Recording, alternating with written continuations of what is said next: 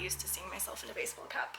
So I feel like I look like a little snail, a baby snail, a child snail. I don't know why it's a snail. There's a hair on you. Hi. I feel like if I didn't start filming this right at this moment, I would just never ever film a YouTube video ever again. You do look extremely crooked.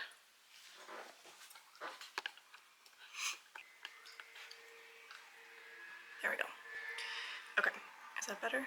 I don't really know for sure, but okay, whatever. Hi, welcome back to my channel. Also, I'm welcoming myself back to my channel because it's been so long and I'm happy to be here. I have been like filming random stuff and trying to film a summer wrap up like 3 different times and a haul of all the books I've gotten this summer and just everything, but I don't know. I just feel like it's too late. It's too little too late now for all of that footage, but we're starting here right now.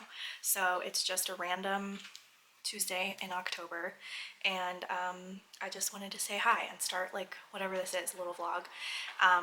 I am about to go for a run. I'm training for a half marathon, so I'm gonna go run like 3 or 4 miles.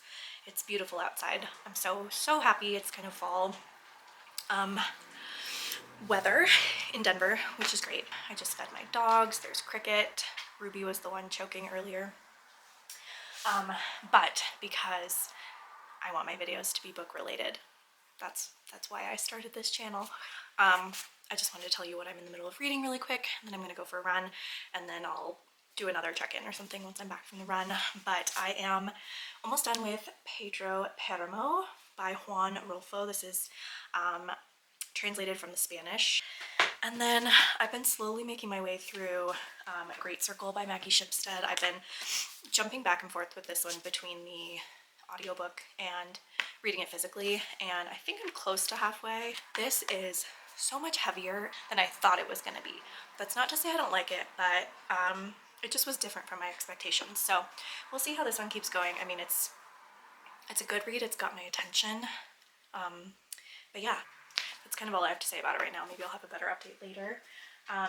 Also, this cover not like the most autumnal fall thing ever, like color scheme wise. Also, my nails kind of match. Anyways, okay, there's that. The last book that I'm reading right now that I hope to finish tonight or tomorrow and just kind of get it over with is one that's not in my typical genre niches at all, but I just like needed a little palette cleanser. So I just picked this book up and was like, let's give it a shot. Maybe I'll like it, maybe I won't. But that's Once Upon a Broken Heart by Stephanie Garber. This is a young adult fantasy romance book. And I don't hate it, but I'm not going to get into this genre on a regular basis. Anyways, it's not that juvenile, and I'm not trying to like patronize it at all, but it's just, it reads a little younger. The pacing of this book is off the charts from other things that I've been reading because it's young adult and it's fantasy and it's romance, so it's just like, so it's a change of pace, it's a change of scenery, it's a change of flavor of book, and I kind of just needed that right now. So yeah, I think 40 pages from the end, so I would like to finish this in the next day or two. So that is kind of my reading stack. It's been a slow going summer into fall so far of reading. I'm not gonna lie, I'm behind on my Goodreads goal. I haven't read nearly as much as I wanted to this year. It's been kind of a rough year, and I'm not really an escapist reader. I feel like if there's like stressful or anxiety provoking things in my life, then my brain has a hard time like shutting down and sitting and reading a book. I wish I was able to do that more, but I can't like escape. So that's why I haven't been reading as much, but it's getting a little bit better, and I have a ton of kind of dark, gothic, spooky, autumnal fall reads that I'm super excited to read throughout October and November. So I think that's giving me a little bit more inspiration because I know kind of a plan and a structure of what I want to get to. So yeah, that's kind of what's going on. Okay, I'm gonna let my dogs outside, and then I'm gonna go, that's nice. Well, I'm gonna go for a run, and then when I get back, I will get cozy, shower, freshen up, get some maybe snacks or dinner, and then sit down and chat a little bit more with you. That's like what the plan is for the rest of the day. I just got back from working at a coffee shop. And that's what's going on. So I'm also standing for the first time, like with the tripod like all the way up, and this is fun. It's good. I feel more relaxed when I'm standing. Maybe that's good. Okay, I'm gonna go get ready for my run. See you in a bit.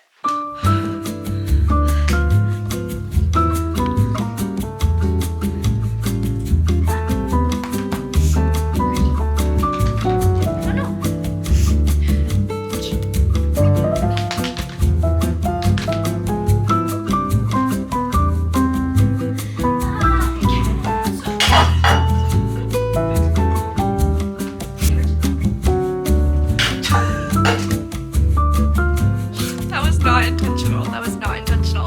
I didn't mean to do that. I did 3.5 miles tonight. Feeling good. Hi, I'm back. I'm back. The camera hasn't moved. It's just sitting in the same spot, and I keep coming back to you in the middle of my living room.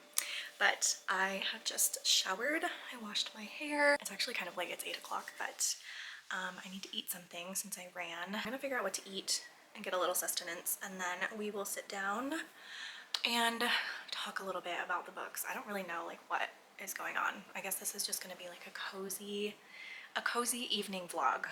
Okay, I'm gonna, what am I doing? I think I'm like, I need food, I need calories. Does this look weird? I forgot I had this like Indian microwavable meal in the freezer, and I warmed that up. Half an apple with some peanut butter. I also have sparkling water with electrolytes in it. I spilled something, and Cricket is right here. Do you want to have that? Yeah, good girl. Hello, Cricky.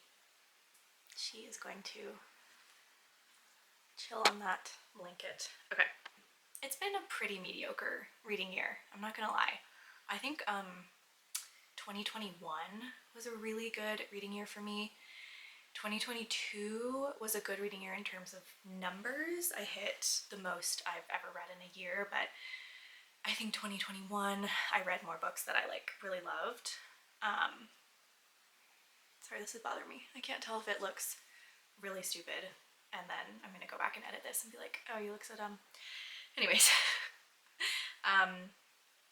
And 2023 so far has been low in quantity and low in quality. Now I'm just kind of rambling about life things, but I hope you are doing well wherever you are watching this. I hope you're reading some good books. So I talked a little bit in the intro about the books I'm currently reading. I think I'm gonna try to finish this one tonight. And I am doing a separate vlog about, sorry, does anybody else when they run, like then their lungs are kind of like tired after running, and then like your voice has a hard time coming through? Do you know what I mean? Anyways, I am doing a separate vlog for all the books that I am reading for Emmy's favorite books, or Emma, from the YouTube channel Emmy. I'm doing a separate vlog for reading some of her favorite books, which I'm very excited about. I feel like our tastes are like kind of similar, but she is much more well-read than I am. I just love her videos, and I love the way she speaks about books, so I was excited to pick up some of the books that she's given 5 stars to. So anyways, that's going to be a separate vlog, and this is one of them. This is the third one that I've read for that list, and so far I have really liked all 3 that I've read. Obviously I'm not done with this one, but I'm close. And this one is just, it's so interesting. So basically this young man is told by his dying mother to go to the town where his father lives, and like she just wants him to meet his father and like, you know, I guess hash things out, so to speak. But when he gets to the town that his dad lives in, it's very eerie. It's like a literal ghost town, because people who have already passed are like walking the streets, or like walking in and out of rooms and talking to themselves and talking to him about their lives and their deaths. And it's just this like, it's like a dreamy chaos, because I'm not like tense and like stressed while reading it, but it is kind of like, I really don't know what's going on right now, or like I really don't know who is speaking at this very moment. Obviously, because we're from his perspective, if someone just starts speaking about their life or whatever, he wouldn't know who they are. So it kind of just says like he said or she said or whatever, or has no like dialogue tags. It's really interesting. I'm trying to think of like, I don't know, it kind of reminds me of like maybe something I've seen, but I can't quite figure it out. And there's not much plot, like really not much plot. There's just a lot of characters speaking. There are absolutely gorgeous passages of writing in here. There were a few that I read and then I just like sat back and was like, wow, that was so beautiful. There is a lot in here about like being forgiven of your sins and being able to like rest in the afterlife, I suppose, from being forgiven or whether or not you've been forgiven. Yeah, it's super interesting, super well written. Oh, you know what I think it reminds me of? I was in the show, the play, Our Town, in college, and I just realized that the second act of that play is what this is reminding me of. The kind of main protagonist, who I played, Emily, she realizes that she's died and she gets a chance to kind of like go back and like see her town one more time and see everybody else who's passed. And yeah, I don't know, it's kind of like a little bit of crossing the lines between like the afterlife and the living, and so that's kind of what this is reminding me of. I feel like this could be a really good play. Maybe it already is adapted for the stage. I don't know. Anyways, that's this one. Other priority, just because I'm also really close to finishing this and because it just reads so fast. So this is interesting. Like I said, I don't read a lot of this genre. I do read a lot of fantasy, but I don't read a lot of fantasy romance. I just feel like in the fantasy world, like if you've got dragons, magic, war, creatures, battles, you know, there's a lot more to focus on than like a romance. So there's this girl who is in love with this guy. They're like 17. So obviously they're madly in love. But he starts to act differently, starts to fall in love with her stepsister, and then they decide to get married. And our main girl, Evangeline, is so hurt and confused and heartbroken that she visits the Fate, the Prince of Hearts, to ask him to help her win her lover back, and make her stepsister and her lover not get married, because she thinks that he's under a spell. She's like, he's in love with me, why would he go marry my stepsister? So the Prince of Hearts decides, he says he's gonna help her, but he won't do it for free. He wants to like strike up a bargain. She does a couple of things for him, he'll do this thing for her, and she agrees, but then like things are going totally off the rails, not at all how she thought it was going to be. They travel to a different part of the world, and he makes her like join this competition for this other princess to try to like win him over. Like clearly, I don't know for sure, so this isn't like spoiling anything. These are just my predictions, but it seems like I don't know a lot about romance tropes, but this does seem like an enemies to lovers romance, or like enemies to friends to lovers, between our main girl and this Fate, the Prince of Hearts. Apparently there's like a story about him that he will kill anyone he kisses except for his true love or something like that. And so she might end up being his true love. This is the first book in a trilogy. I'm not gonna lie to you, I do have the second book on my shelf because I halfway through this book I was like, this is gonna be like a 2 or 3 star book, but I do want to see how it pans out since it is a trilogy. I feel like this is gonna end on a cliffhanger or whatever. And I think the third book in the trilogy is coming out in the next couple of weeks. So yeah, I mean, I don't know though. That's what this book is. These are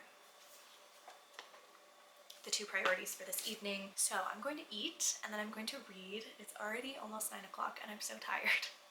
But I'm gonna at least try to finish Pedro Páramo and get that one knocked off the list. So that's what I will do for this evening. Cricky, you want to say goodnight? Okay, good night. Good morning. Those are the first words I said out loud today. Good morning, Ruby.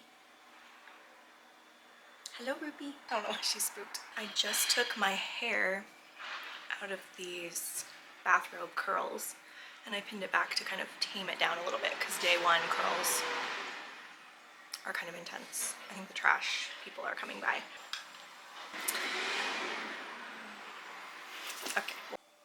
Okay, decided to just close the front door for a little bit because also people walk by with their dogs and I don't want them to look at me talking to a camera. But good morning. I'm wearing like my new favorite sweater that I'm obsessed with. I got it thrifting. Oh, hi dog. Do you have an owner? Oh, okay, there he is. Always stresses me out. Yes, I got this thrifting and I just love like the sleeves and it's soft and I think I like the color, like it's a unique color, but I feel like it kind of looks good with my skin tone and my hair and everything. So anyways, wearing this. I did go to bed at like 10:15 last night, which was so much better than my bad recent habit of going to bed at like 11 or midnight. So that was good, but that also means I didn't finish Pedro Páramo or Once Upon a Broken Heart last night, but I'm close. I have like 30 pages left of Once Upon a Broken Heart, so I'm probably going to finish that. I do have to work. I've been working from my couch, even though I have a lovely desk and a monitor and everything at my desk, but I've just been enjoying sitting on the couch with the dogs doing my work, so I need to do that. But during slow times today or on like a lunch break, I will read a little bit more. I do need to keep applying for jobs at any moment that I have free time because I'm currently just on a contract with a company, contract recruiting, and that is coming to an end soon, which is a little bit stressful. And in tech right now, recruiting and people operations professionals and stuff, which is what I do, are kind of the first jobs to go in a layoff, and there's been a lot of layoffs in the tech industry, and so jobs in my realm are just kind of fewer and farther between, and also way more competition.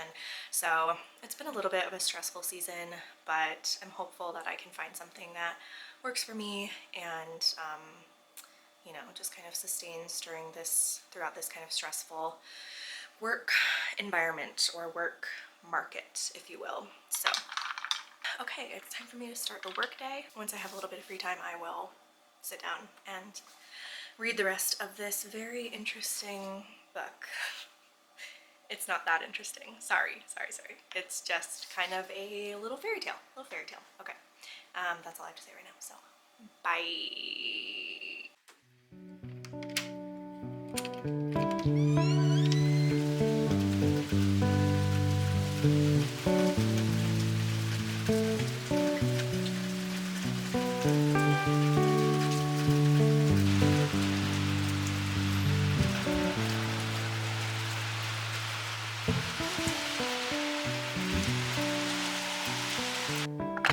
Hello, everyone. Hi. It's later the same day in the evening, and I'm about to go for another run. Tonight I'm supposed to do 4 miles at least. Last night I did 3.5.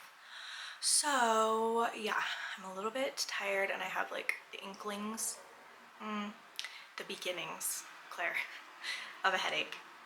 Like right here, I think from looking at a screen too long.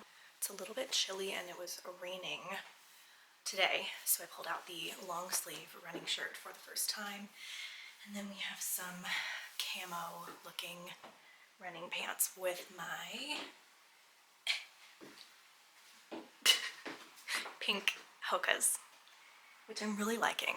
If you're a runner who has not tried Hokas, I would very much recommend them. And like, I'm a very inexperienced runner. I've only run one half marathon and a couple 10Ks, and that was a long time ago, so I'm just getting back into it.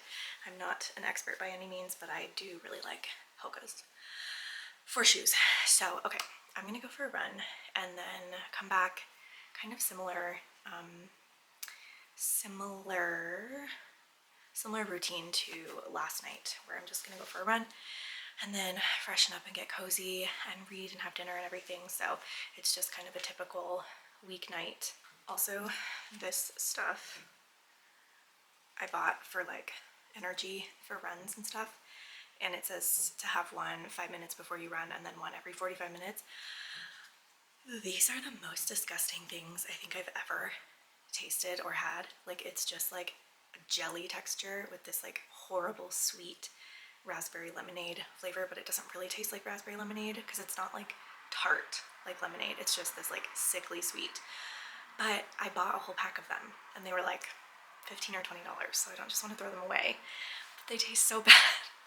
But I do kind of feel like they help with my energy. Like, I've had pretty good workout since I started having these, but they're just so gross. But I'm gonna have a little bit more of this packet before this run. Can you see the goo? Oh gosh.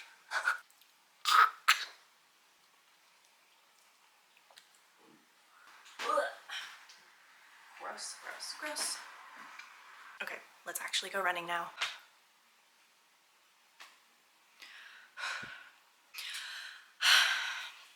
Are you still crooked? I don't think I'll ever be able to get this fully straight all the time. Okay. I did my run. It wasn't fantastic, but I did 4 miles. It wasn't my fastest or most amazing feeling run, but that's okay. I got it in. I'm going to figure out what I want to eat for dinner. I'm going to take a shower, and then it's time to sit down and read and finish a book. Okay? Hi, Cricky. Cricky. Do you have anything to say to the camera? Do you have anything to say? Thank you.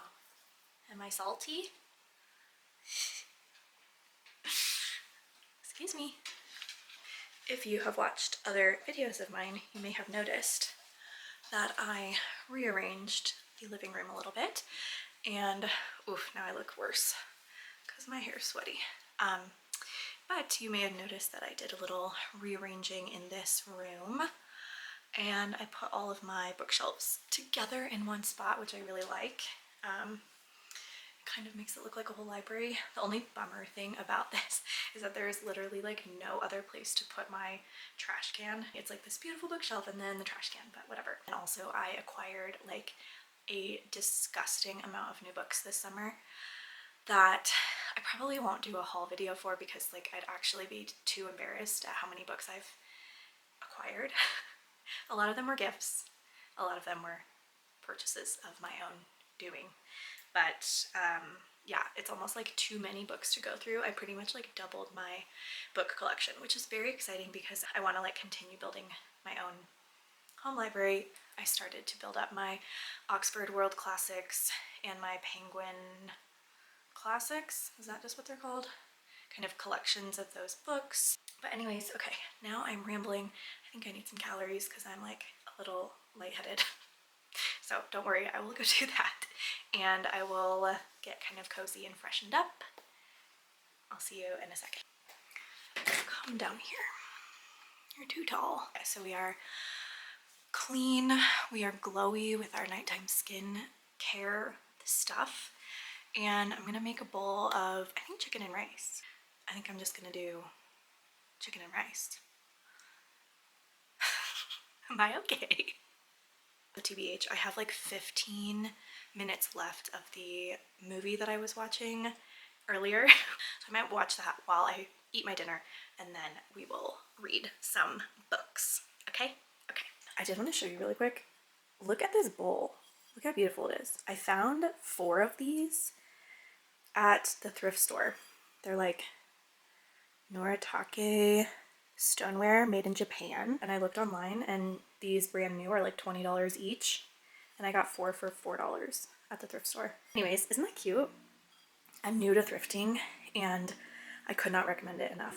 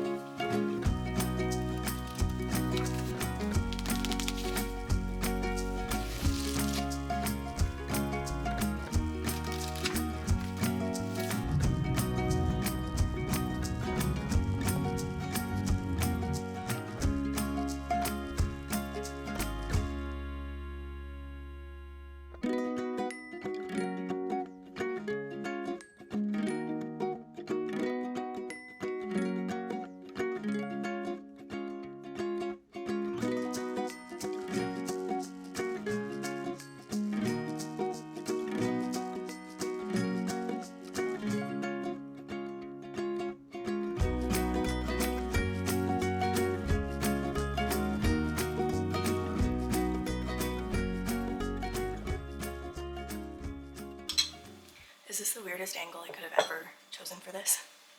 I think so. How's this? Is that a little bit better?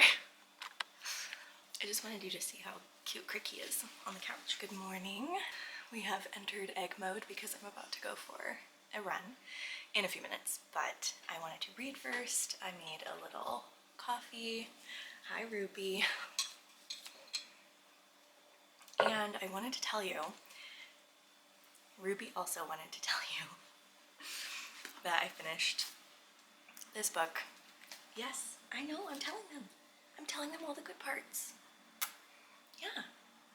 Do you want to tell them what you read? Okay. This is truly my favorite status, is surrounded by dogs on a comfy couch. So I finished this, Once Upon a Broken Heart, and gave this 2 stars. And I'm kind of mad that I already purchased the sequel and it's sitting on my shelf, so I feel like I should read it. But this was not great as a story and as with writing. The writing was not good. The concepts felt very roll of the dice. Let's go with this concept. Hi. What do I have to say about this? What did you think of this? I'm struggling to talk about this without sounding like patronizing, but I don't really understand why this is popular amongst my age group, like women in their 20s, because I could maybe see me liking this when I was like 12, but I just don't understand how like a woman at 28 years old is supposed to like enjoy this. I don't want to sound mean to my fellow women who read. Like, it's great that you're reading. I don't know, it's hard to even talk about because I don't want to sound too mean, but I also want to be honest that I just didn't really like it. My favorite line of the book was, we're told multiple times that our main girl has rose gold hair because, spoiler alert, she's potentially this being that's talked about in this prophecy. And in the prophecy it says she will be crowned in rose gold, and so she's like, oh, my hair is rose gold. I think I'm a part of this prophecy or whatever, and people think she is. But it's dangerous for her to be that key in that prophecy because people want to kill her. And so, my favorite line of the book, this is our main girl, Evangeline Fox. But I'm not a magic thing. I'm just a girl with pink hair. Oh boy, I don't think I need to go on and on about it. This was very much like a random, out of my comfort zone, just curious about like booktube recommendations. And yeah, it just was not for me. And I hate that I already bought the second one because I'm like, I don't even know if I'm that curious. I'm like 8% curious because this ends with an open door, but not on a cliffhanger. For me, it was just kind of like, and stay tuned tomorrow for the sequel. Anyways, that was Once Upon a Broken Heart. It's just, it doesn't deserve that much talking. Sorry. I don't think I will read her other series. Caravel. So that's this one. I finished this. And then I really need to sit down. That's what I'm going to do right now as I read my, as I drink my coffee before going on a run. I'm going to finish Pedro Páramo. By page 75, I was like, I'm a little tired, like I kind of want clarity, and I don't think you're going to get clarity in this book, but it just keeps adding elements. It just keeps adding more points of view and more stories regarding this man's father and the town and relationships, and it just feels like it keeps adding elements. It's also like a little bit hard to connect because we're kind of just told, just kind of like thrown the context. It's just kind of like told through conversation. That concept kind of really bothers me, especially in movies. I think it's worse in movies when in the dialogue to like share with the audience that somebody is like some type of context that they need to know, but could probably pick up just from context clues. But in the script or in the dialogue, it's like, well, you know, I'm your only brother. Of course I'll be there for you. I don't think I've ever said that to one of my siblings of like, well, I'm your sister. Like, it's just so like smacking the audience with the context. Anyways, so that's happening just slightly in this book where all of the context of the relationships and like as much information as the audience is given of who these people are is sort of just like thrown into dialogue versus like any type of like kind of presentation of the town and of the relationships, which is fine because this is mostly kind of dialogue, and it's intentionally supposed to be that way, of kind of this like mystical you know, like chorus of voices that are kind of haunting the town and haunting the people who are still alive, which it is really hard to tell like who's alive and who's not. So anyways, I think it's just meant to be that way, but I'm just like a little bit tired of it, even though it's really good. So I'm just gonna finish it really quickly and give you my final thoughts. And then what I have to pick up next is The Cartographers by Pang Shepherd. I need to read this for a book club that my friends and I are trying to start in real life, which is very exciting. So I need to read this. I'm a little bit nervous because Goodreads and like some booktubers that I follow didn't really love this, but my friend who's reading it for the book club and is ahead of me, she was like, it's really good, you're really gonna like it. So I trust her. So yeah, I'm gonna pick this up next. I also need to pick some like spooky books because it's like we're in the thick of October and I haven't read any like gothic or scary or thrillers or anything. So I need to figure out what I'm going to read for the rest of October. So yeah, that's kind of what's going on. I keep wanting to say I'm gonna read some coffee. I'm gonna drink some coffee and finish this really quickly. Not really quickly. Calm down, Claire. Just relax. So that's what's going to happen. Creaky is here. My dogs were so kind to me this morning and let me sleep in, and they just like snuggled next to me. Usually they're really antsy in the morning and like start pawing at me for breakfast, but they let me sleep in, which was so wonderful. Thanks guys, gals. Okay, time to read. Let's do this.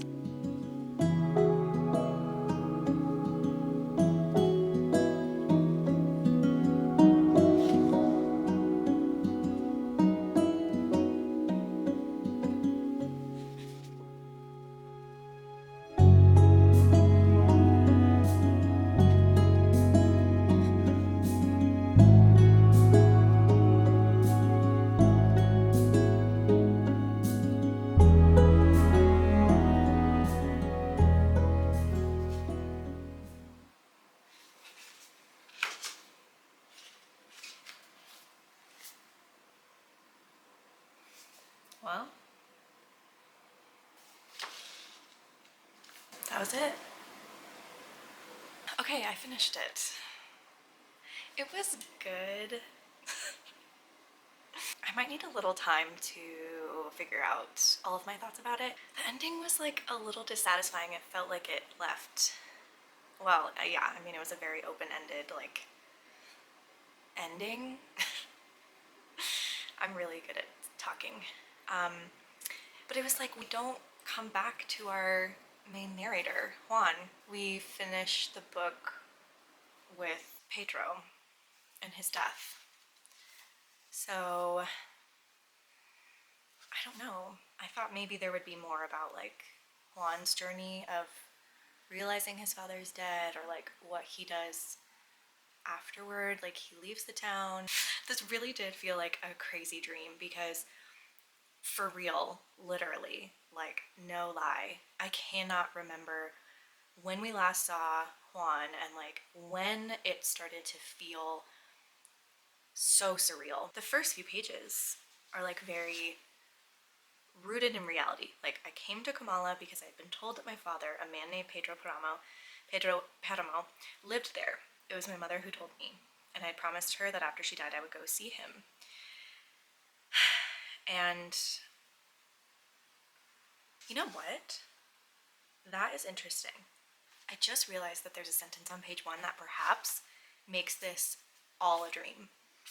Because it says, his mother asked him to go see his father in Kamala. She says, don't ask him for anything, just what's ours, what he should have given me but never did. Make him pay, son, for all those years he put us out of his mind. I will, mother. I never meant to keep my promise, but before I knew it, my head began to swim with dreams and my imagination took flight. Little by little, I began to build a world around a hope centered on the man called Pedro Páramo. But it's like, did he actually go to this town, or was this all a dream? Because it says, my head began to swim with dreams and my imagination took flight. Little by little, I began to build a world around a hope centered on the man called Pedro, páramo. Was this all in his head? Was this all a dream? I don't know. Maybe I missed something, but rereading the first page after finishing, it was like, oh, maybe that was what was going on? Like kind of his feverish grief of losing his mom and her last wish kind of sent him on this delusion.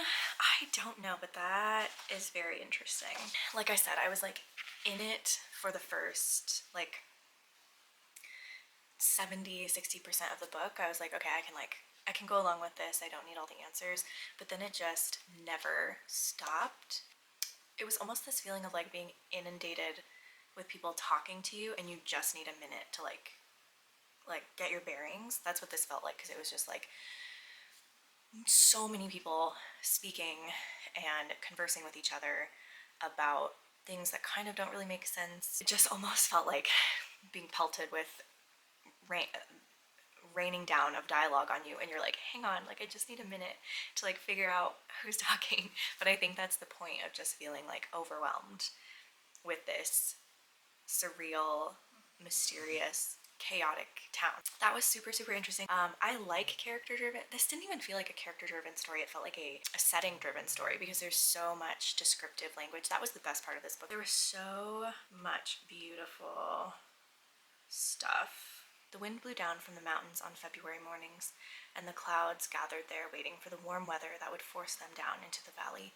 Meanwhile, the sky was blue, and the light played on little whirlwinds sweeping across the earth, swirling the dust and lashing the branches of the orange trees. The sparrows were twittering. They pecked at the wind-blown leaves and twittered.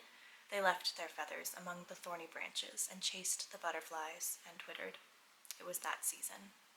February, when the mornings are filled with wind and sparrows and blue light. I remember. That is when my mother died. I should have wailed. I should have wrung my hands until they were bleeding. That is how you would have wanted it. But in fact, wasn't that a joyful morning? The breeze was blowing in through the open door, tearing loose the ivy tendrils. Sparrows were playing. Wheat was swaying on the hillside. I was sad that she would never again see the wind playing in the jasmines, that her eyes were closed to the bright sunlight. But why should I weep? No one came to visit her. Better that way. Death is not to be parceled out as if it were a blessing. No one goes looking for sorrow. Okay, I did like this despite the frustrations that I have about just like feeling confused. It's okay to be confused sometimes, I suppose. But overall, I think I would give this like 4 stars. This was a great read, and I'm really glad that I read it. Probably hit differently depending on like where you're at in life. Yes, overall, that was Pedro Páramo. Spooky cover. But I'm really glad I read this. And yeah, thanks, Emmy. Okay, this is what I finished this week. That's pretty good for me, for having been in a very slumpy reading slump for pretty much the whole year, at least, if not just this like summer into fall. So yeah, I think I'll end here. I'll try to kind of get on like a weekly vlog schedule again. I feel this pressure to like make every vlog exciting and like have a theme, but then I realized like that doesn't need to be the case, and at least for the few friends and people who watch these just enjoy the kind of casual nature. So yeah, thank you for the people who watch this. I really appreciate it, and let me know if you've read either of these. Quite a difference here. Stark difference in genre, narrative, everything, pretty much. Thank you so much again for watching. I'm super happy to be back making videos. It's a good thing for me to do right now. So Cricky says goodbye. Ruby, I think, went to take a nap on my bed. We all thank you for being here. And yeah, I will see you later in another video.